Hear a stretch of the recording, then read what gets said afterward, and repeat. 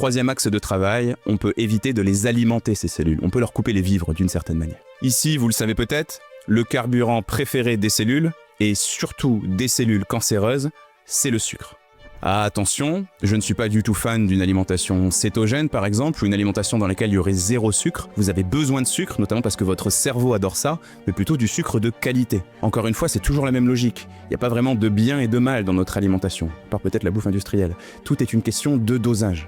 Et puis je vous rappelle que si vous vous privez complètement de sucre, ça va être un réel combat contre vous-même parce que votre cerveau va vous envoyer des pulsions sucrées en permanence et vous allez toujours être en bataille avec ces fameuses envies de sucre qu'on a d'ailleurs très souvent quand on rentre du travail ou le soir devant la télé. Mais malgré tout, comme l'étude scientifique que je vous remets juste ici et dans la description de la vidéo l'a prouvé, les cellules cancéreuses ont tendance à être très gourmandes en sucre et elles consomment entre 10 et 40 fois plus de sucre qu'une cellule normale.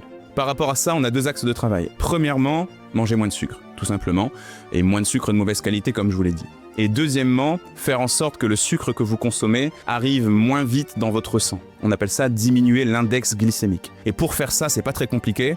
Quand vous mangez du sucre, ne mangez pas que du sucre. Essayez toujours d'associer du sucre à d'autres éléments, tels que des fibres, des fruits ou des légumes par exemple, tels que du gras, du chocolat noir, des bonnes huiles ou des fruits à coque, et tels que des protéines, des laitages, de la viande, du poisson, des œufs.